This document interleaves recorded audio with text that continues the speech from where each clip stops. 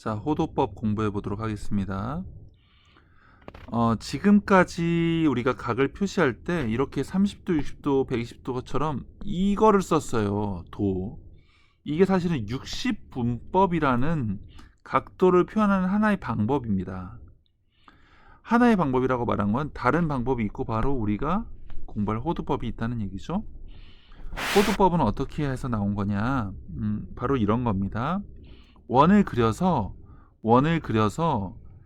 호의 길이랑 반지름의 길이가 같은 부채꼴을 만들 수 있겠죠. 이 길이 재고 이 길이 재서 쭉 길이 재서 여기까지구나 하고 옛날에도 할 수 있었을 거예요. 옛날 시대에도. 그렇게 한 다음에 이 각을 쟀더니 대충 얼마가 나왔겠죠. 예, 여기 써 있어요. 예, 사실은. 예. 대충 얼마가 나왔어요. 57, 얘기하죠. 약 57점 몇 도 이렇게 나왔어요. 일정한 거야. 어떻게 그 원을 그리든 일정하게 이렇게 나오는 거죠. 근데 사실 일정한 이유는 당연히 있어요. 왜냐하면 원의 호의 길이는 부채꼴의 중심각과 비례하죠. 여러분 알다시피. 그래서 이런 식을 세울 수 있겠죠. 여기 다시 한번 쓸까요? R 대 전체 둘레는 얼마입니까? 2파이 R은 요 R에 대한 중심각 알파 대 전체니까 360도다. 이 비례식을 세워서 2파이 R 알파는 360도 R이다 해서 R 지워지면 알파가 2파이분의 360이니까 약분하면 파이분의 180도가 되겠죠. 알파각이 파이분의 180도가 돼요. 근데 파이는 우리가 알다시피 상수잖아요. 무리수지만 파이 우리가 3.14 이렇게 가잖아요. 우리 3.14까지 초등학교 때 많이 썼잖아요. 예, 파이는 상수예요. 무리수긴 하지만 상수란 말. 정해져 있는 값이고 180도도 정해져 있는 값이니까 알파 값이 57점 몇 도가 되겠죠. 그러니까 180도 180도를 파이로 나누는 건데 이게 그러니까 3.14 땡땡땡으로 180 나눠보면 대충 57점 얼마가 나올 거예요. 예, 이렇다는 얘기죠. 근데 57점 얼마 이런 표현을 쓰는 것보다 이거 일정한 값이니까 원은 어떻게 그리든 일정한 값이니까 이거를 하나의 단위로 쓰기로 약속한 거예요. 그래서 이거를 1라디안이라고 우리가 약속한 겁니다. 그리고 이런 라디안을 쓰는 각도 표현법을 우리가 호도법이다 이렇게 얘기한다는 거죠. 네. 60분법과 호도법 사이의 관계는 아까도 말했지만 1라디안은 파이분의 180도다. 1도는 180분의 파이 라디안이다. 이런 얘기를 할 수 있겠다. 그러니까 어떻게 보면 단순하게 생각할 때는 파이가 180이면 약분돼서 1인 것처럼 보여요. 라디안으로 표현할 때. 이런 표현을 쓰면 좀 그렇지만 파이가 180이라고 생각하면 1라디안이구나 이렇게 생각할 수 있잖아요. 그 다음에 라디안 있을 때도 파이가 180이라고 하시면 1도구나 이렇게 생각할 수 있단 말이죠. 그래서 많은 사람들이 파이가 그냥 180도도 되고 3.14도 된다. 이게 이거랑 같다. 이렇게 개념을 나중에 오해하는 경우도 있어요. 제 친구 중에 이런 애들이 있어요. 야, 제 친구가 과외를 했는데 저한테 연락을 했죠. 야, 이게 뭐야? 이렇게 학생이 물어보는데 이게 뭐냐? 왜 이러냐? 이런 얘기를 하는데 사실은 단위가 다른 거죠. 우리가 파이를 각도로 표현할 때는 라디안을 생략한 거예요. 그렇죠? 이렇지 않겠습니까? 1라디안이 노란색으로 바뀌었다. 1라디안이 파이분의 180도니까 파이 라디안은 바로 180도가 될 거 아닙니까? 요 단위를 두 개를 생략하고 이제 파이를 숫자로 이거랑 같다 이런 굉장히 곤란하죠, 여러분. 제가 복잡하게 쓸데없는 얘기까지 해서 헷갈리실 수 있는데 정리하면 이렇습니다. 한 줄로 정리하면 파이 라디안은 180도다. 아까 1라디안은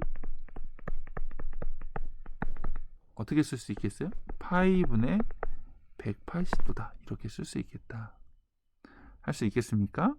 그러면 우리가 60분법을 호도법을 60분법으로 자유자재로 바꿀 수 있겠다. 예. 30도는 호도법으로 바꾸면 어떻게 바꾸느냐?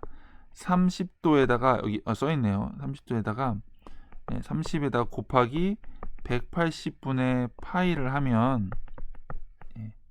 180분의 파이를 하면 6분의 파이가 된다. 그리고 지금 여기엔 라디안이라고 안 쓰잖아요. 라디안이라고 잘 안 쓰죠. 라디안은 생략을 한다는 거죠. 호도법으로 나타낼 때는 잘 생략해서 그냥 이렇게 써요.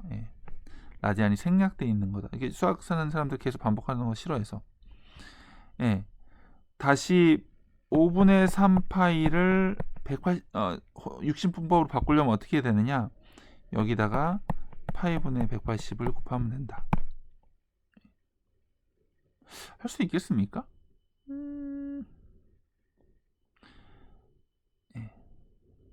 할 수 있을지 모르겠어요.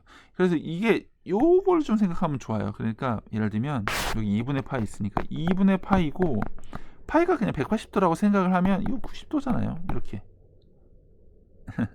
2분의 파이에서 원칙적으로는 파이분의 180을 곱해서 90도구나 이렇게 하지만 그냥 직관적으로 이렇게 생각하는 게 좋겠다는 얘기를 하는 겁니다. 자, 넘어가 보도록 합니다. 문제 4번. 문제 4번에 1번은 제가 할게요. 1번은 45도는 여러분들 많이 하다 보면 알아요. 그냥 4분의 파인데요. 4분의 파인. 왜냐면 아까도 말했지만 파이가 180이니까 4로 나누면 45가 되는데 원칙적인 지금의 수준에서는 어떻게 하면 돼요? 30도니까 얘는 30 곱하기 어떻게 하면 돼요? 어떻게 하면 됩니까? 180분의 파이를 곱하면 되죠. 2번, 3번, 4번 여러분 숙제고 이런 게 좀 어색해도 여러분 열심히 노력해 보세요. 그리고 사실 이런 각도들은 다 외우게 돼요. 나중에 걱정하지 마세요. 호도법을 공부했고 그걸 이용해서 부채꼴의 넓이 죄송합니다. 부채꼴의 넓이를 어딨냐? 교과서 어디 갔니? 부채꼴의 넓이를 계산해 봅시다. 호의 길이와 호의 거리와 부채꼴의 호의 길이와 넓이. 비례식이 또 나오죠. 호의 길이 대 원주는 중심각 대 중심각. 그래서 L 대 2파이 R은 세타 대 2파이에서 호의 길이는 R 세타다. 이렇게 구할 수 있는 거죠. 왜 그렇죠? 이 내항을 곱하면 2파이 R 세타는 2파이 L이니까 2파이 날라가니까 L은 R 세타다 이렇게 구하고요.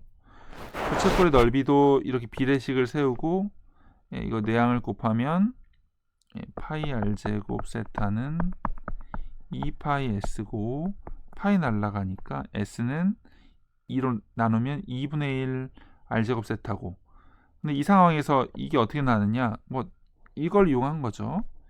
2분의 1 R 제곱 세타인데 R 세타가 L이니까 R 세타만 바꿔준 거예요. R 곱하기 R 세타니까 이게 L로 바뀐 거죠. 부채꼴 넓이 이렇게 구한다. 이렇게 구한다. 호의 길이는 부채꼴의 넓이, 호의 길이.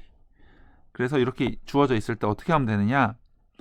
호의 길이는 L은 R 세타다. R 세타다. 8 곱하기 4분의 파이니까 2파이다. 여기 써 있죠. 부채꼴 넓이는 8파이다. 어떻게 구한 거예요? 2분의 1 R 제곱 세타. 2분의 1 R이 8이니까 64 곱하기 세타는 4분의 파이니까 계산하니까 8파이가 된 거죠. 문제 5번 해봅니다. 문제 5번에